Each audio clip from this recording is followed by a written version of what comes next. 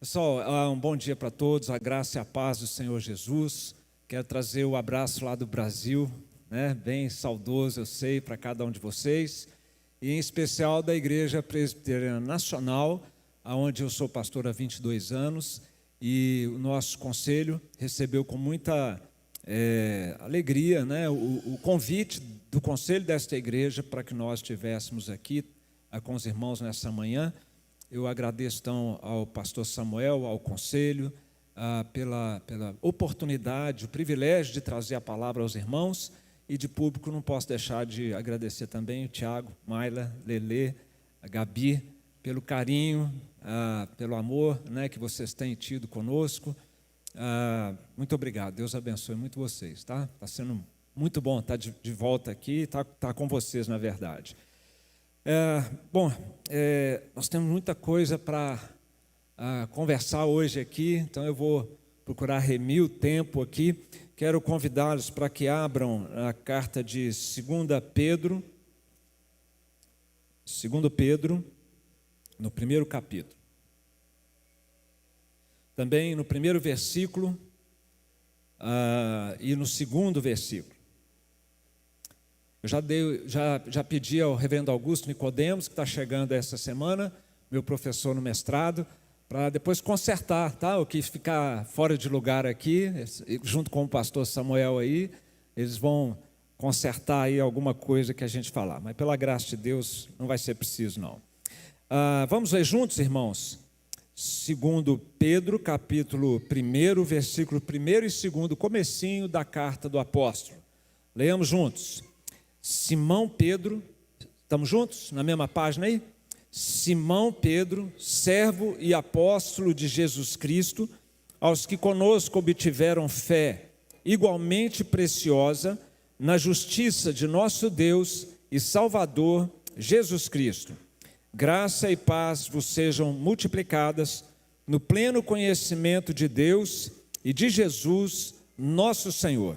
O pastor Samuel me deu uma segunda missão, dentre as 3 que eu recebi, que é de reunir com as crianças aqui, para antes de nós orarmos, conversarmos um pouquinho com elas. Eu vou, então, convidar as crianças para que venham aqui, se assentem conosco aqui à frente. E esse momento aqui eu vou lembrar dos meus 6 netinhos, que estão lá me esperando no Brasil. Não parece não, mas eu já tenho 6, tá, gente? Um deles está no forninho agora. Ei, tudo bem, gente? Só tem menino bonito nessa igreja? É verdade? É? Sim. É? Como você chama? Laura. Laura, que nome lindo. Eu amo esse nome. Muito bem. Eu posso perguntar algumas coisas para vocês? Vocês me ajudam? Sim? Quem pode me ajudar falando quem foi Pedro?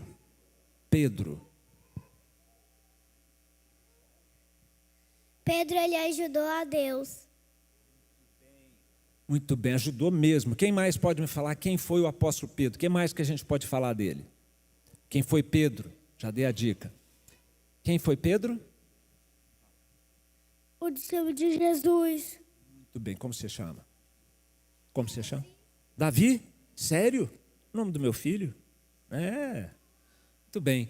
Ok, então Pedro foi discípulo de Jesus, tá certo, gente? Agora, vocês sabem me dizer uma coisa boa que Pedro fez? Uma coisa legal que ele fez, quem sabe? Qualquer coisa, ele fez muitas coisas boas. Você, como você chama, querida? É sério? Laura e Laura? É mesmo? Hã?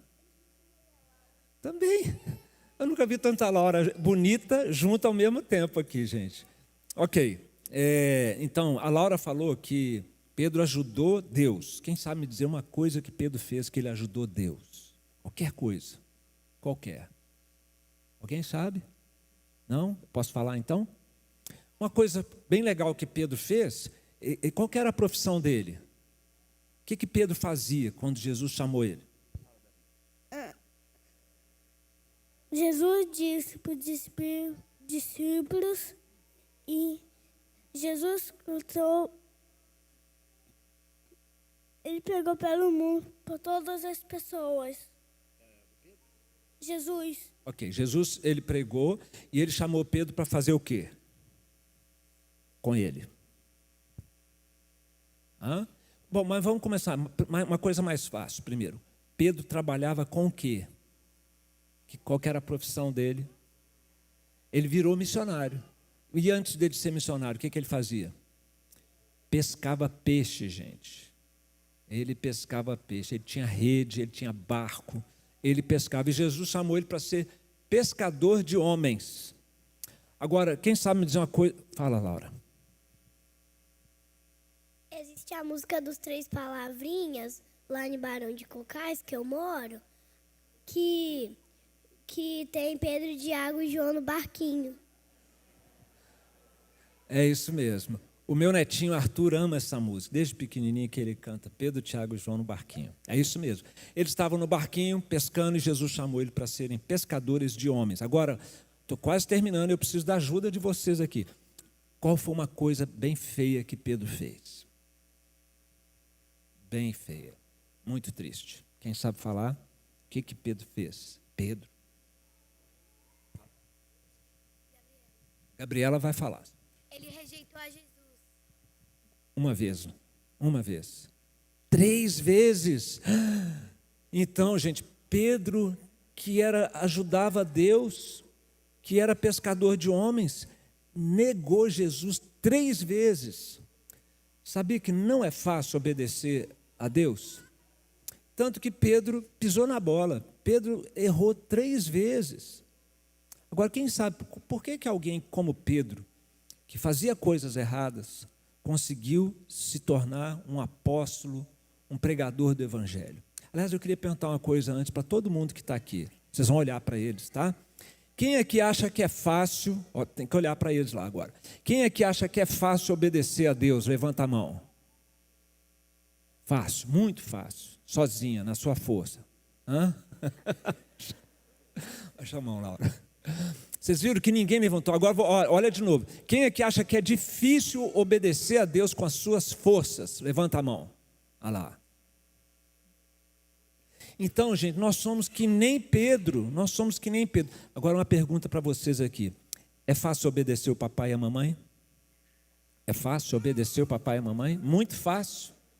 Muito fácil. Vocês são sempre obedientes. Fazem tudo que o papai e a mamãe quer na hora que quer. Para de ver o desenho na televisão na hora de almoçar. Vai tomar banho na hora que manda tomar banho. É assim sempre, faz sem reclamar. Mais ou menos. Vocês estão se entregando aqui. Então é isso mesmo, gente. Olha, não é fácil obedecer a Deus. Não é fácil obedecer o papai e a mamãe. Agora, Pedro, que era um pecador como nós, ele se tornou um servo e um apóstolo de Jesus Cristo. Sabe por quê? Com a graça de Deus, com a ajuda de Deus. O apóstolo Pedro escreveu o último versículo da última carta dele. Antes, crescei na graça e no conhecimento de nosso Deus e Salvador Jesus Cristo. É só com a graça de Deus, conhecendo a Jesus, que vocês vão conseguir ser obedientes ao papai e à mamãe e ser obedientes a Deus. Então, quando tiver difícil obedecer o papai e a mamãe, o que vocês precisam fazer? Uma oração. Papai do céu, me ajuda, porque eu não consigo ser obediente. Eu preciso de Jesus para eu ser obediente ao Senhor e obediente ao papai e à mamãe, que nem Pedro, que era um pecador, que negou Jesus, conseguiu depois ser um grande servo de Deus por causa da graça e do conhecimento de Jesus. Amém? Vamos fazer uma oração? Abaixe sua cabeça para a gente orar. Fecha o olhinho para a gente orar agora. Todo mundo, de olhinho fechado, tá? Senhor, nós vamos continuar recebendo a Tua palavra nessa manhã, tão feliz, tão abençoada para nós.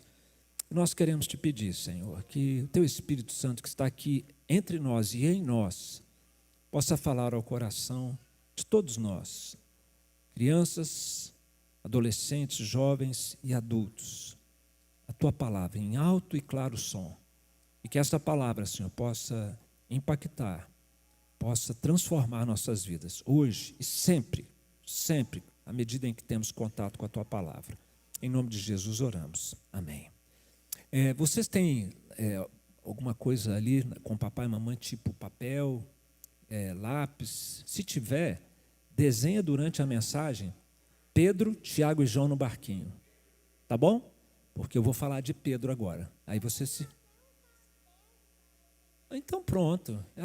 A Laura tem um caderno para desenhar. Traz o caderno e desenha então, lá com o papai e com a mamãe, Pedro, Tiago e João no barquinho. Porque agora nós vamos falar mais um pouquinho de Pedro. Vamos com Deus, tá? Um prazer muito grande conhecer vocês aqui.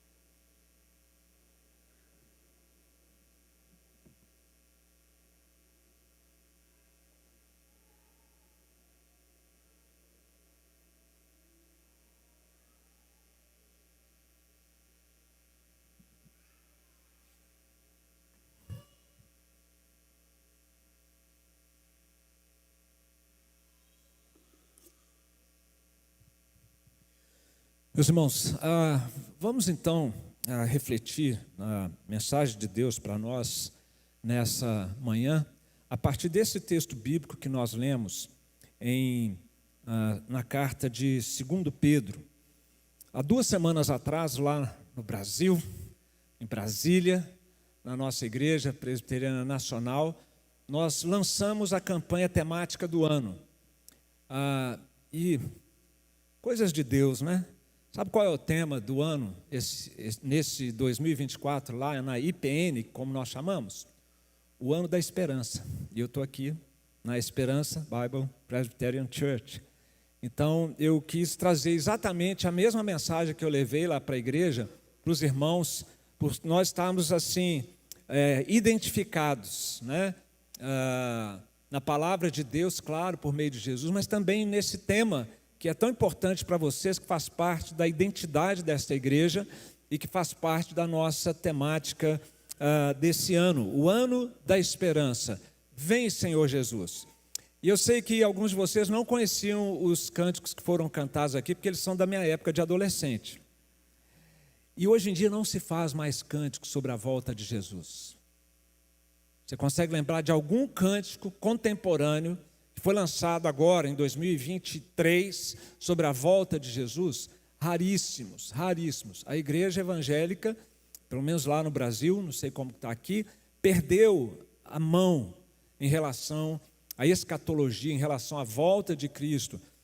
Parece que nós estamos gostando bastante aqui desse mundo, apesar de todo o caos que a gente vê, e nós não temos alimentado a esperança da volta de Jesus. E essa esperança não é só a esperança de uma vida melhor aqui, de consolo nos problemas, porque se a nossa esperança em Cristo se limitar apenas a essa vida, a palavra de Deus diz que nós somos as mais infelizes das criaturas.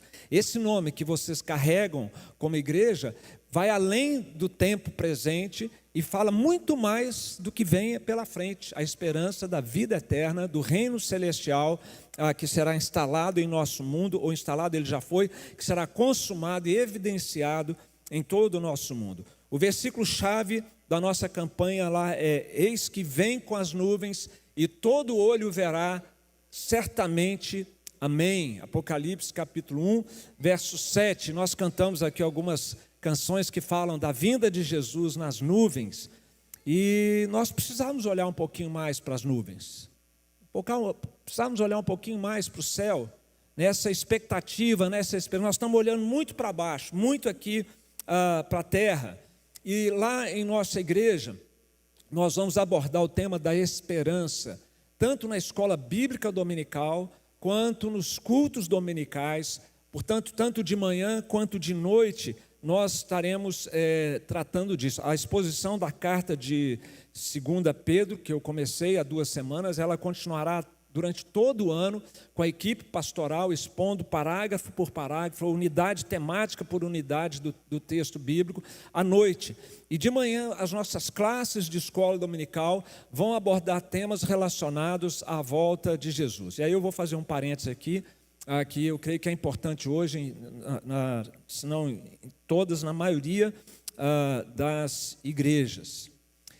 Uma coisa que tem nos atraído, que tem atraído pessoas para o presbiterianismo moderno, né? Ou pelo menos o presbiterianismo conservador, como é a IPB lá e como aqui é BPC, né? Que é a denominação, né? É o compromisso com a palavra de Deus.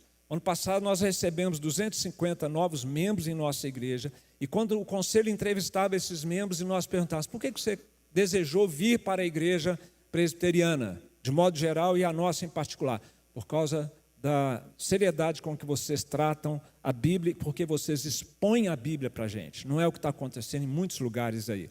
Então, é essa fome da palavra de Deus que tem atraído pessoas ao nosso meio. E a palavra de Deus, ela tem sido exposta em nossas igrejas de manhã e à noite. E eu disse então para a igreja, quero dizer aqui para os irmãos também: quem vem só de manhã perde a exposição da noite. Quem vem só de noite perde o ensino bíblico do culto e da escola dominical. E diferentemente de outros grupos religiosos, nós não encaramos o domingo, o culto da manhã ou da noite, como uma obrigação a ser cumprida. Check. Pronto, já cumpri a obrigação da manhã, estou liberado, o resto do dia é meu. É dia do Senhor, meus irmãos. Os puritanos, nossos antepassados na fé, eles levantaram essa bandeira de que não é, e porque isso já era um problema na época deles, século 17, tá? Muitos crentes iam para a igreja no domingo como se fosse uma não vou usar a palavra que eu ia usar aqui não, mas como se fosse um compromisso que ele tinha que se livrar dele. Pronto, agora o resto do dia é meu, faço o que eu quiser nesse dia. Quando vocês estudaram aqui o 4º mandamento com o pastor Samuel, vocês viram que o mandamento é honrar e santificar a manhã do Senhor. Foi isso? A noite do Senhor, ou a tarde do Senhor. Não, é honrar e santificar o dia do Senhor. Então pense nisso com carinho. Se você ainda não tem esse hábito, esse costume, de onde você veio, sabe que no meio presbiteriano nós temos tido essa paixão pela palavra de Deus. É por deleite, é por prazer, é meio de graça, é bênção. Eu quero. Não se prive de ser abençoado. Se você pode vir nos dois serviços da igreja, né, amanhã e à noite, a não ser em casos de cidades que há problemas de segurança, há problemas de deslocamento, até de custo financeiro para fazer os deslocamentos. Então, há situações em que justifica a pessoa ir só de manhã ou só de noite, e até igrejas que têm trabalho só de manhã ou só de noite, mas se não há nenhum impedimento, é só uma questão de falta de hábito e de costume, considere então criar um novo hábito para a sua vida, para você ser mais e mais abençoado. Meus queridos, fechado esse parênteses, vamos falar um pouquinho então da carta de 2 Pedro, uma pequena carta com seus 3 capítulos. Nós a escolhemos lá e a escolhemos aqui hoje também, por causa da sua forte ênfase escatológica.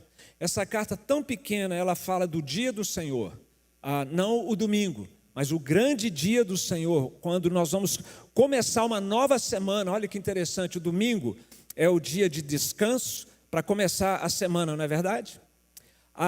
Volta um pouquinho mais, a criação, ela começou no primeiro dia da semana, foi o começo da história da humanidade. Depois, o estabelecimento da igreja, com a ressurreição de Cristo e a descida do Espírito Santo, foi no primeiro dia da semana. E um dia de descanso para o povo de Deus, de adoração para o povo de Deus. E nós vamos inaugurar uma nova semana, quando Cristo voltar, será então o primeiro dia de uma nova semana que não terá fim. E todos os dias daí por diante serão dias de descanso e de paz na presença do Senhor. Essa carta fala desse dia do Senhor, fala do julgamento final do mundo, fala da destruição do mundo como nós o conhecemos e do estabelecimento de novos céus e nova terra. E nós deveríamos, meus irmãos, estar ansiosos porque isso aconteça.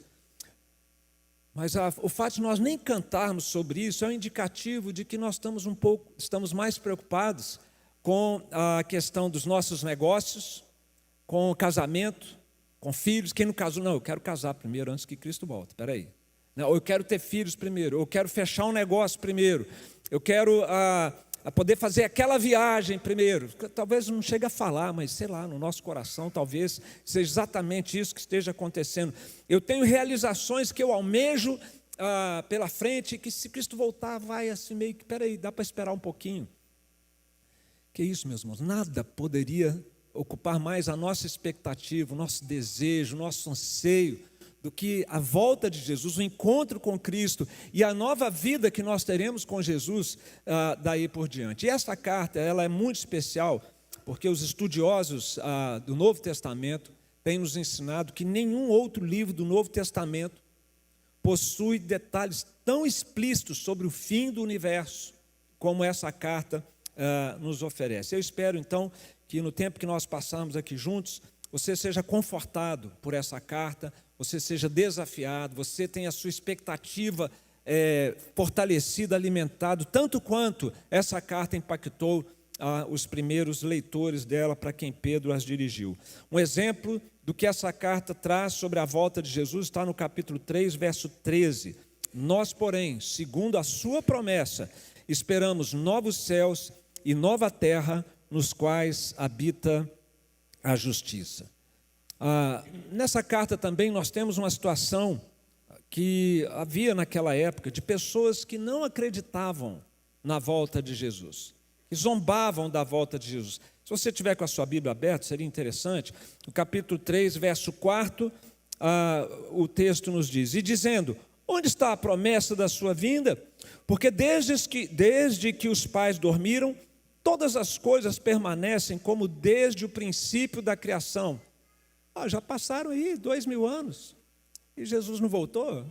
Esse negócio não está muito certo, não. Acho que não é bem assim.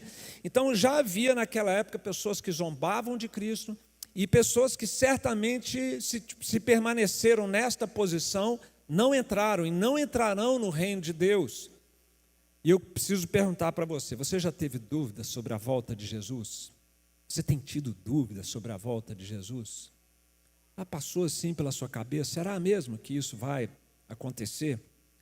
Essa carta, portanto, é muito oportuna. Leia essa carta depois de hoje aqui, para esclarecer, firmar seu coração na promessa do Senhor, na promessa da sua vinda, porque aí você vai viver com esperança, não desesperançado, não sem propósito na vida. Você vai viver alimentando a expectativa da volta de Jesus, vai ajudar você a perseverar nos caminhos do Senhor, alimentando a expectativa do fim desse mundo e o começo da vida eterna. Você vai ser incentivado a uma vida de maior santidade, de bons frutos no reino de Deus e para a glória de Deus.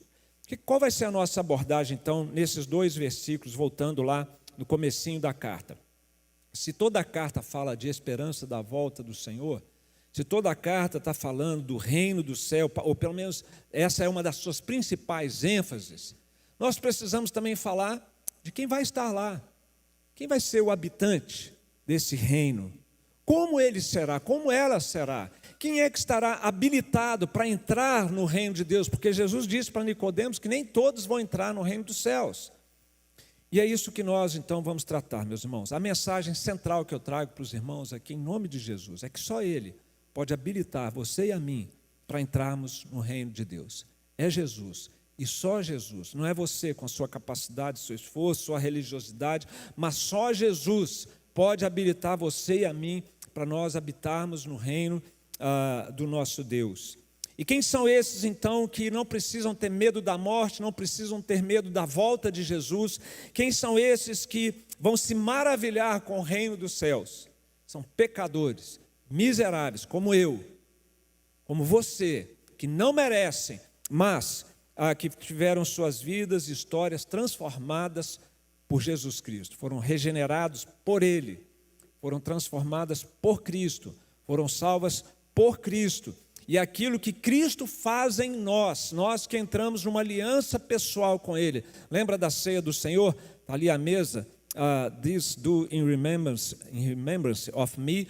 Quando nós celebramos a ceia, nós estamos nos lembrando dessa nova aliança. É por causa desta nova aliança que você tem com Cristo e Ele com você, é que você foi transformado, regenerado, mudado para poder habitar no reino dos céus. E aqui nós vamos ver então algumas mudanças necessárias para entrar no reino de Deus. Eu espero que você não saia daqui falando, então agora eu vou me mudar. Não é isso, essa não é a mensagem. A mensagem é: Jesus, muda a minha vida. É Jesus quem nos muda, começando pelo novo nascimento e avançando na santificação. O autor de Hebreus diz que sem a santificação, ninguém o quê, irmãos? Verá a Deus. Ele não está dizendo que você tem que se santificar para merecer o céu, não é isso. Nós somos salvos pela fé, pela graça, de modo sem nenhum mérito, mas uma vez salvo, até nós vermos a Deus, que é a nossa esperança firme, arraigada, bíblica, nós temos então um processo de santificação pela frente. E esses 2 versículos vão nos ajudar nesta compreensão. Vamos então ver o perfil celestial dos cidadãos do céu que nós encontramos aqui. A primeira coisa a primeira traço desse perfil que Jesus faz no pecador, ele nos torna úteis ao seu reino. E eu quero que você reflita comigo sobre o que é esta utilidade, se você procura se identificar, se você tem sido então esse futuro morador celestial que já está sendo útil ao reino de Deus, porque quem Cristo salva, quem Cristo transforma, se torna útil. Não era, mas se torna útil ao reino de Deus. Isso nós encontramos a partir do remetente da carta, Simão Pedro, servo e apóstolo de Jesus Cristo.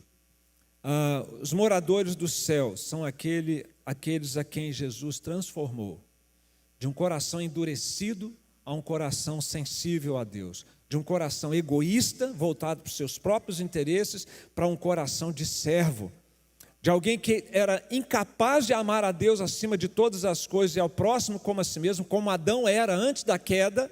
Agora um coração transformado, sendo restaurado nesse coração a capacidade de amar a Deus acima de todo o seu coração, alma, força e entendimentos. Para ajudar a gravar, guarde o acróstico café. Pegou? Café. Aqui, tem mineirinho aqui que gosta de um cafezinho com queijinho? Café, coração, alma, força e entendimento. Tá? Cristo restaura em nós essa capacidade que nós perdemos com a queda. E Ele restaura em nós a capacidade também de amar o próximo. E aí nós nos doamos, nós passamos a servir uns aos outros.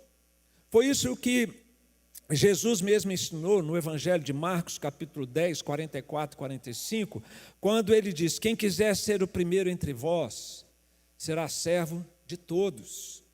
Pois o próprio Filho do Homem não veio para ser servido, mas para servir e dar a vida em resgate de muitos.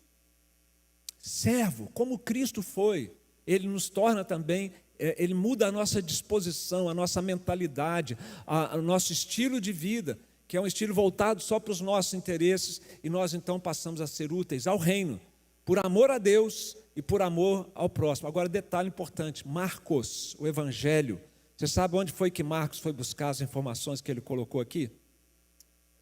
Pedro. Esse Marcos é João Marcos, aquele que foi o pivô do desentendimento entre Paulo e Barnabé. Ele é o autor. E ele caminhou com Pedro. Todos os estudiosos reconhecem da Bíblia que foi com Pedro que ele coletou as informações para escrever esse evangelho. Então veja só que Pedro é identificado aqui como servo e apóstolo de Jesus Cristo. E ele aprendeu isso com Jesus. Ele praticou isso e transmitiu isso a João Marcos. Por isso é muito oportuno que Pedro seja assim identificado aqui nessa carta. Ele recebeu inclusive esse nome. Você percebe aí que o nome dele está Simão Pedro? O nome dele mesmo é Simão, o nome hebraico dele. Pedro é um nome grego que Jesus colocou, anexou ali esse nome nele, no ponto alto da vida de Pedro, da caminhada cristã dele. Quando Jesus pergunta: que dizem os homens que eu sou? E ele diz: tu és o Cristo, o Filho do Deus vivo. Pedro ali estava tomado pelo Espírito Santo para ter tido essa capacidade de reconhecer a Jesus dessa maneira. Ele confessou a Jesus e ele recebeu esse nome de Jesus, porque essa fé, essa confissão é o alicerce da igreja, não é Pedro, é a fé em Cristo como o Filho de Deus, o Messias de Deus. E ele foi então chamado por Jesus, como as crianças nos lembraram aqui hoje, para ser um pescador de homens. Ele foi comissionado por Jesus para pastorear as ovelhas de Jesus. Por 3 vezes Jesus disse isso a Pedro: Pedro, pastoreia as minhas ovelhas. E quando a gente chega no livro de Atos dos Apóstolos, Pedro brilha, ele brilha, até que Paulo começa a brilhar mais, né? E daí para frente é só Paulo, mas ele brilha, ele pega o primeiro sermão e a palavra de Deus diz que 3.000 pessoas são salvas num sermão de Pedro. Aliás, antes disso, ele presidiu a escolha do apóstolo substituto de Judas, Matias. Era Pedro que estava à frente disso. Depois ele cura um coxo de 40 anos de idade, que passou uma vida miserável. E aquilo repercute estrondosamente ali, eles vão até ser presos depois por causa disso. Ele prega um outro sermão, ainda nas primeiras páginas do livro de Atos, e a igreja cresce para 5.000 homens, fora mulheres e crianças. E Pedro está sendo poderosamente usado pelo Senhor. Ele, cheio do Espírito Santo, enfrenta as autoridades que mandam calar os apóstolos. Eles falam: não vamos calar, importa mais obedecer a Deus do que aos homens. E o texto bíblico diz que as pessoas colocavam os doentes no caminho para ver se a sombra de Pedro projetava no doente para ele ser curado. Muito mais poderia ser dito a partir da vida de Pedro, mesmo no que está em Atos e até no que está nas suas 2 cartas, mas vamos parar por aqui. E coisas que certamente não foram registradas também. Por exemplo, não está na Bíblia a maneira como Pedro foi martirizado. Dizem que ele pediu para ser crucificado de cabeça para baixo quando eles decidiram pela sua execução, porque ele não se achava digno de morrer da mesma forma que o Senhor Jesus Cristo. É esse que a Bíblia diz aqui: Simão Pedro, servo e apóstolo de Jesus Cristo. Podemos então concluir, meus irmãos, que Pedro era um crente fantástico, um exemplo, um herói. Não chegamos aos seus pés. Pedro era único. Essa é a conclusão que a gente chega? Não é. As crianças nos ajudaram a relembrar aqui as pisadas de bola homéricas, terríveis, na vida do apóstolo Pedro. Pelo menos 3 nós podemos citar aqui. Ele é mensageiro de Satanás no ouvido de Jesus. Não, Senhor, o senhor não vai morrer, que isso? O senhor não vai para a cruz, não, isso não pode acontecer. E aí o que Jesus diz? Arreda, Satanás, para de usar meu servo aqui. Mas foi Pedro quem falou essa bobagem terrível. Se Jesus tivesse caído nessa, a gente não estava aqui hoje. A gente estava perdido eternamente. Depois, as crianças nos lembraram aqui que ele negou 3 vezes a Jesus. E mesmo depois, já experimentado lá na frente, Paulo tem um pega com ele, um desentendimento, porque ele, vou usar uma expressão do futebol aqui, ele pipocou. Quando houve um confronto lá, ele estava com os cristãos judaizantes, ele tentou fazer uma média ali com os judaizantes, para fazer o que os judaizantes queriam, que os crentes, os cristãos fossem circuncidados, que observassem os ritos judaicos depois de convertidos, e Paulo banca essa, chama a atenção e a responsabilidade de Pedro. Pedro falando bobagem de novo. Você percebe então essa aparente bipolaridade espiritual de Pedro? É um pecador, gente, um pecador miserável, como eu e como você, que Deus escolheu, chamou, capacitou, moldou e usou poderosamente. Esse é o modus operandi de Deus. Não existem heróis na igreja, tá? Se você é um crente novinho e tal, cuidado para você não achar que o pregador aqui, o pastor, os oficiais são, assim, são perfeitos, são infalíveis. Não existe, gente. E nós, como reformados, fazemos questão de deixar isso claro. Você deve seguir a sua liderança, obedecer a sua liderança com a melhor atitude possível, enquanto elas forem fiéis à Escritura. Porque nós já sabemos que seres humanos são falíveis. E Deus, então, Ele age não por meio de heróis, não por meio de gente capacitada, mas Ele pega pecadores, toma pecadores como eu e você, e Ele vai então agindo, transformando as nossas vidas, quebrantando o nosso coração e fazendo de nós pessoas incapazes, tornando pessoas úteis. Meu filho mais velho, Davi, nos deu muito trabalho. Dos 16 aos 32 anos, foi terrível. Tiago e Maila acompanharam bem essa situação aí. Mas teve um dia em que eu vi assim, porque Deus o converteu, graças a Deus. Hoje ele é diácono da nossa igreja. Mas logo no comecinho, eu tive uma prova cabal de que aquele menino agora tinha o Espírito Santo. Porque alguém que sempre deu trabalho, que sempre trouxe sofrimento para a família, estava na cozinha da minha casa lavando panela. Ele nunca fez isso, gente, jamais. E ele estava indo para a igreja fazer sopão e lavando uns baldes de panela assim, sabe, de sopa lá na igreja. Não, só o Espírito Santo. O Espírito Santo faz de pessoas imprestáveis, egoístas, pessoas úteis ao seu reino. E Deus faz isso de uma maneira muito linda, para que a glória seja do nome dele. Nós somos vasos de barro com um tesouro excelente em nós. É assim, meus irmãos, que Deus age, é assim que Deus opera. Essa igreja ela está crescendo muito, a gente tem ouvido falar lá no Brasil, e certamente Deus há de continuar abençoando. Uns plantam, outros regam, e Deus dá o crescimento. E a gente, em todas as igrejas, que trabalha muito, e a gente, às vezes, eu como pastor, tenho que falar, segura um pouquinho aí, porque você está trabalhando demais na igreja. Tá? Você tem família, maneira, chega 11 ministérios, já está um tanto bom, para por aí. Sem brincadeira, tinha um presbítero lá uma época que tinha 11 ministérios. Depois ele foi acalmando e hoje tem menos, mas é uma benção. Agora, por outro lado, há aqueles irmãos que vêm ao culto, vêm na igreja, e eu espero que isso não exista aqui, mas eu vou falar assim mesmo, porque está aqui no meu programa, tá? Com a mentalidade de consumo, de consumidor espiritual. Eu quero o melhor culto, a melhor pregação, eu quero um lugar confortável para assentar, e eu ainda vou dar uma gorjeta de 10%, o dízimo. Né? Mas não há disposição no coração, são pessoas que não se envolvem, não servem. E aqui de duas, uma. Pode ser que a pessoa pense assim, tenha uma autoestima assim, muito para baixo. Não, eu não sei, não tem nada para eu fazer aqui. Eu não tenho nada para oferecer. Mas são esses que se acham pequenos, que Deus gosta de usar grandemente. Os que se acham muito, é um problema. São aquele cavalo brabo ali que Deus precisa domar ainda. Né? Então se inspire no exemplo de Pedro. Pedro não tinha estrutura, nem falar direito ele sabia falar, viu gente? O grego dele era sofrível. E a gente percebe isso, os especialistas, estudando as duas cartas de Pedro, o modo como elas são escritas. Então, um pescador semi-letrado, teimoso, com todos esses problemas, Deus usou, e assim Deus faz com você também.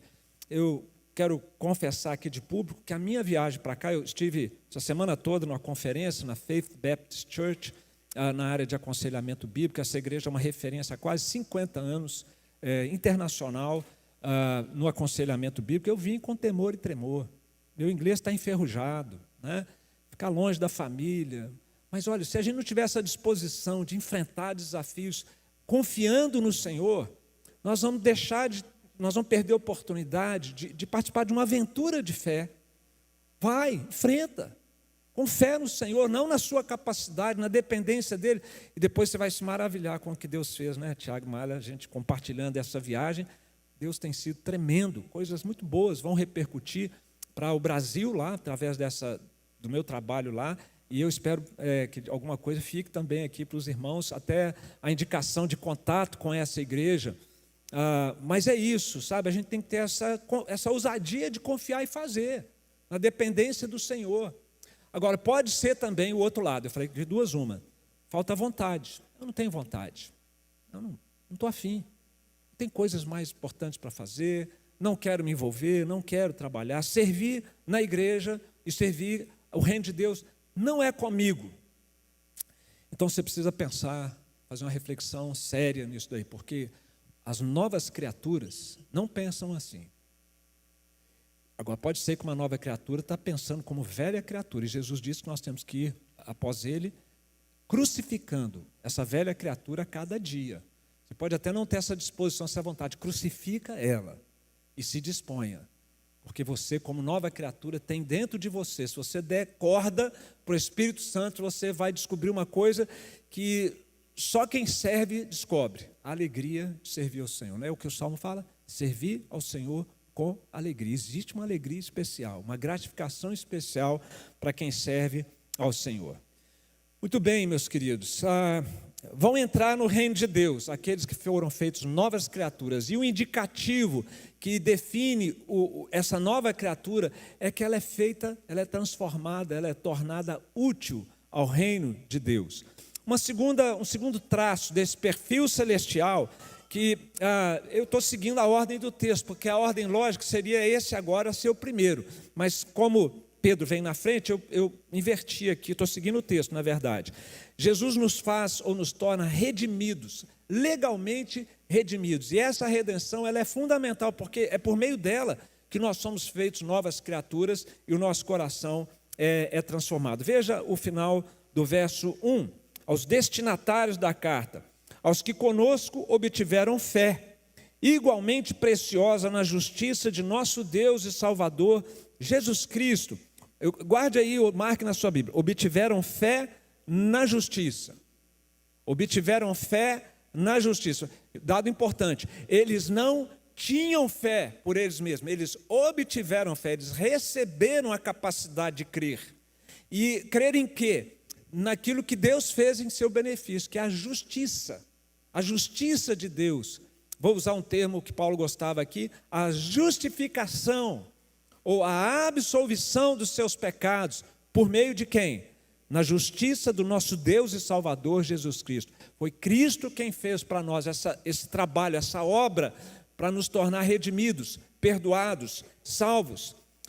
Pedro está escrevendo aqui para aqueles que moravam na Ásia Menor, na primeira carta, primeiro versículo, primeiro capítulo, nós temos lá, Pedro se dirigindo a eles, numa outra carta, os eleitos que são forasteiros da dispersão no Ponto, Galácia, Capadócia, Ásia, Bitínia, portanto dessa região. Eles então não eram capazes de crer por eles mesmos, mas eles foram graciosamente alcançados por Deus. Conseguiram entender o que Cristo fez. Conseguiram perceber que foi feito por eles, no lugar deles e para eles, a morte de Jesus na cruz. E eles então passaram a descansar na obra de Jesus para a sua reconciliação com o Pai. Daqui a pouco eu mostro como que nem sempre isso é fácil. Eles tiveram fé em Jesus, na bondosa paciência de Cristo, que entregou sua vida por pecadores rebeldes. Por isso Cristo aqui é referido, nesse finalzinho do versículo, como Deus e Salvador. Deus aqui é uma referência a Cristo, a divindade de Cristo, a identidade de Cristo. E Salvador aqui é uma referência à missão de Cristo, ao que Ele veio fazer nesse nosso mundo. Foi Cristo quem conseguiu para nós a nossa redenção. Talvez você já tenha ouvido falar da conversão de Martinho Lutero. Um monge católico que vivia angustiado, se sentindo culpado, e era para sentir mesmo, porque era um pecador, sem redenção ainda. E ele procurou ser um homem religioso, um homem ético, se enclausurou, ficava lá meditando, e ele fazia também aquelas autoflagelações lá, né, para ali tentar expiar a sua culpa, e cada vez mais ele ia se sentindo culpado, porque ele não conseguia controlar os seus pensamentos impuros muitas vezes, por mais que ele se esforçasse. E ele estava lendo então, né, a carta de Paulo aos Romanos, quando fala que a justiça de Deus se revela no Evangelho. E ele fala, mas que coisa terrível, nem no Evangelho a justiça de Deus larga do meu pé. Nem no Evangelho eu fico livre da culpa, porque a justiça de Deus vai me dizer que eu sou um pecador, que eu estou condenado, e eu não tenho então para onde correr, e isso ia trazendo uma imensa angústia no seu coração. Mas aí Deus, o Espírito Santo foi aclarando a mente dele, estava lá no mesmo versículo, a justiça de Deus se revela no Evangelho de fé em fé. O texto, e ele entendeu o que pelo contexto da carta, e lá em Romanos, que na verdade o que estava sendo dito ali é que a justiça de Deus foi executada nas costas do Filho eterno dele. E agora nós nos beneficiamos da justiça de Deus já feita sobre o seu Filho, quando pela fé, de fé em fé, nós cremos no sacrifício de Jesus em nosso favor. E aí ele percebeu, opa, a justiça que está falando aqui é a justiça de Deus que me beneficia, não que me condena.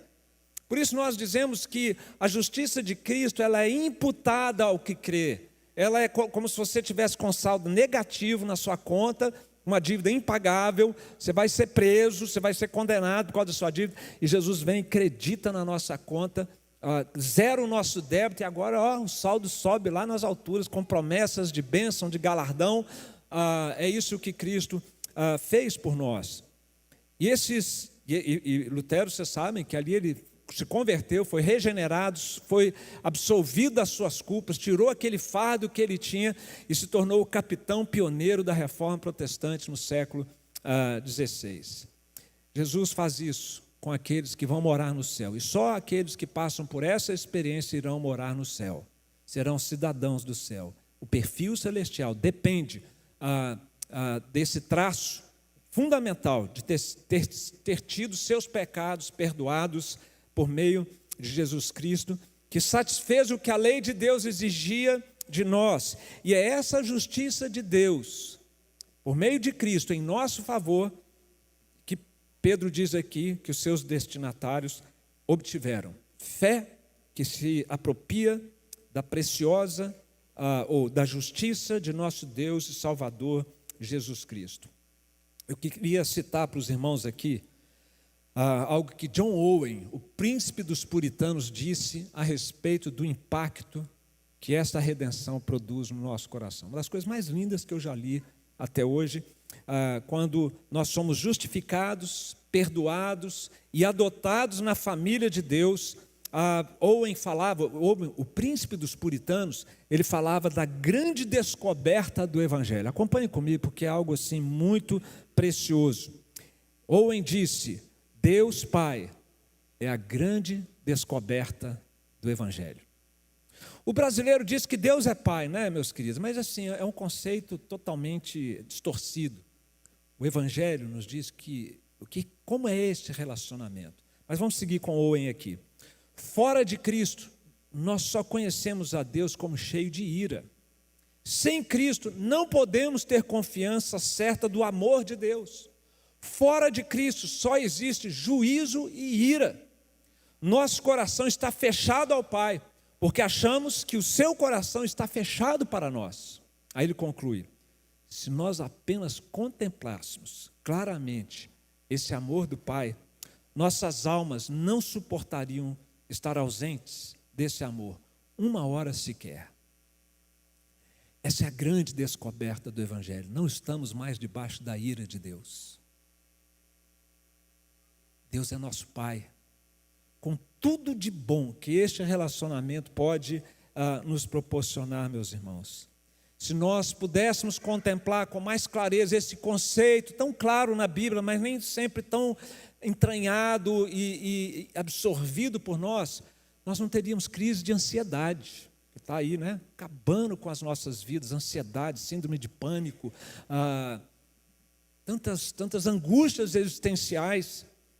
Mas se nós de fato nos entendêssemos o que é ter Deus como nosso Pai, Pai de amor, Pai de consolação, o Pai que se compadece dos seus filhos, como um pai se compadece dos seus filhos, assim o Senhor se compadece do seu povo.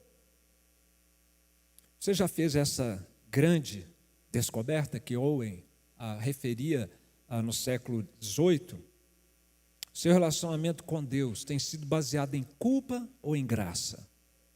Porque quem ainda não encontrou a Deus como Pai pode estar numa igreja presbiteriana, pode estar numa igreja evangélica, pode ser membro da igreja, líder da igreja. Ele está, às vezes, se envolvendo num ativismo, porque ele quer, inconscientemente, muitas vezes, ficar bem com Deus. Ele não está em paz, ele ainda não entendeu que o relacionamento com Deus, você não precisa fazer mais nada para Deus gostar de você, para Deus se importar com você, para Deus cuidar de você.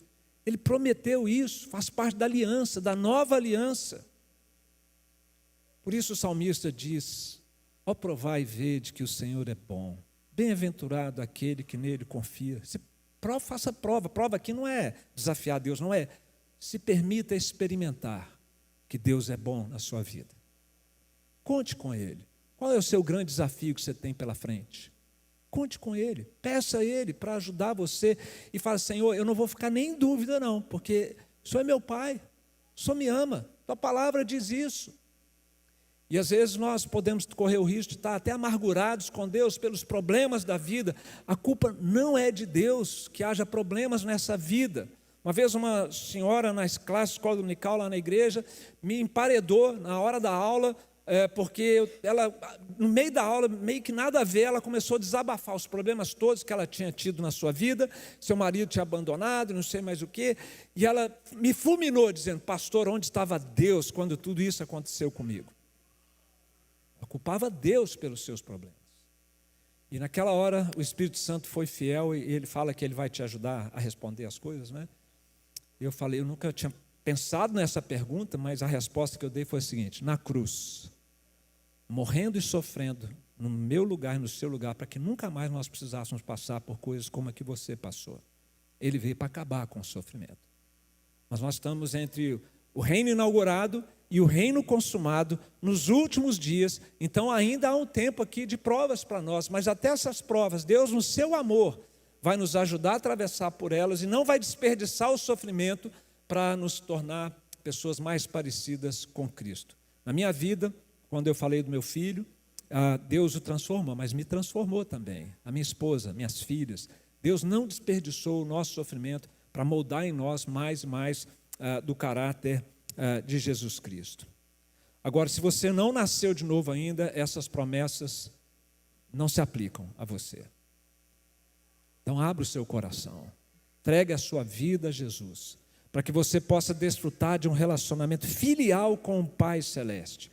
Não quer dizer que você não vai receber bênçãos, porque Deus manda sol e chuva sobre salvos e não salvos, crentes e não crentes, mas as bênçãos paternas de Deus, aquelas bênçãos especiais, que nós chamamos não da graça comum, mas da graça especialíssima de Deus, essa é por meio de Jesus para aqueles a quem Deus redimiu. Portanto, entrega qualquer que seja a sua ansiedade, preocupação, se você já é um filho de Deus, se não é, entregue a sua vida, e se já é, seja grato a Deus por tanto amor que Ele tem por você. E aqui mesmo, agora, nessa mensagem, enquanto eu caminho para o final, já vai colocando e descansando aquilo que aflige o seu coração nas mãos do Senhor, porque essa é a grande descoberta do Evangelho. Uma vez redimidos, nós temos um Pai no céu. Amém, irmãos? Mas eu quero traçar um último elemento desse perfil celestial que o texto nos fala aqui.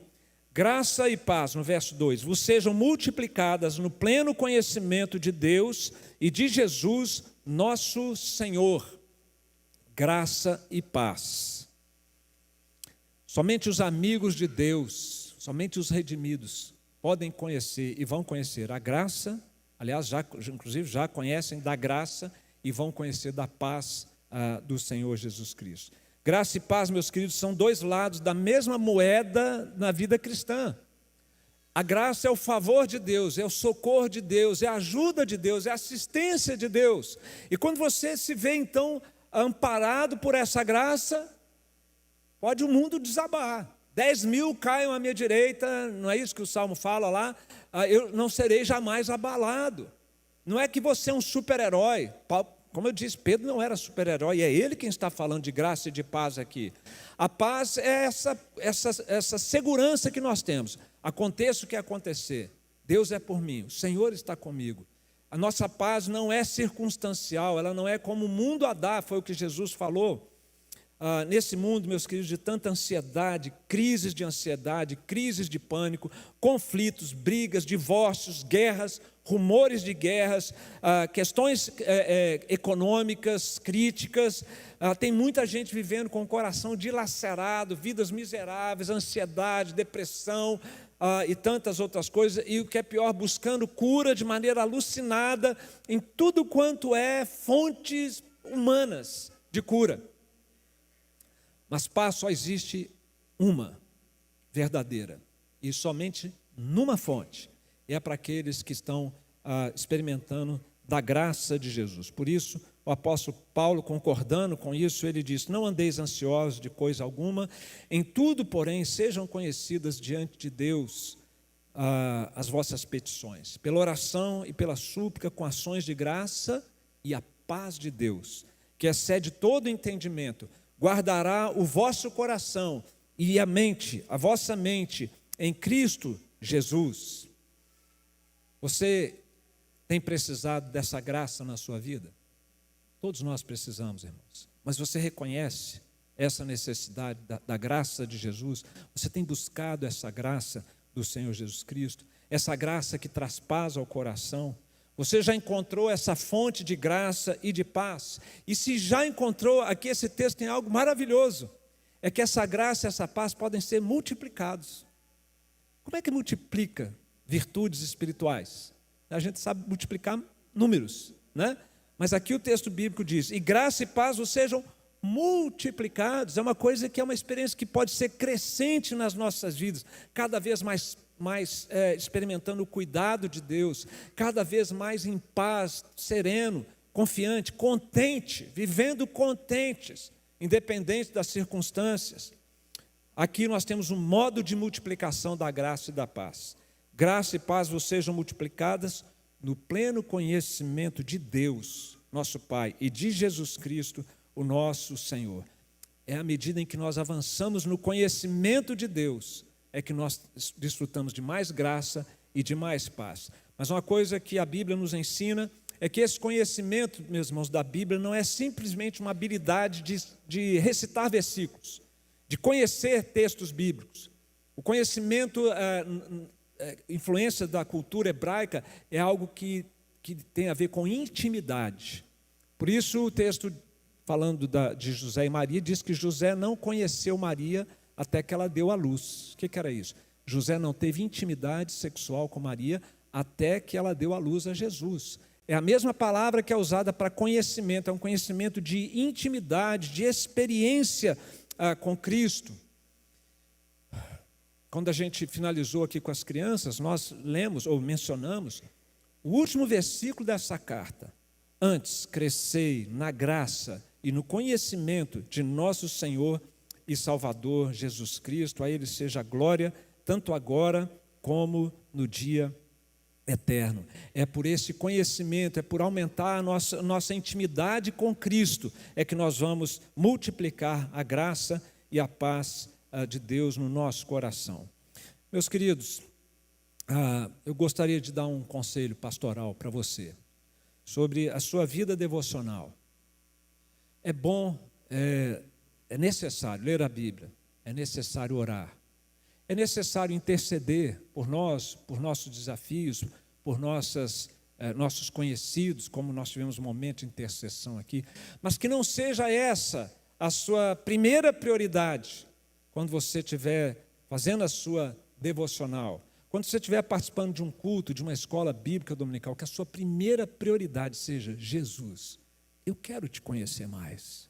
Você já é crente, eu sei, mas isso é uma experiência crescente na vida cristã.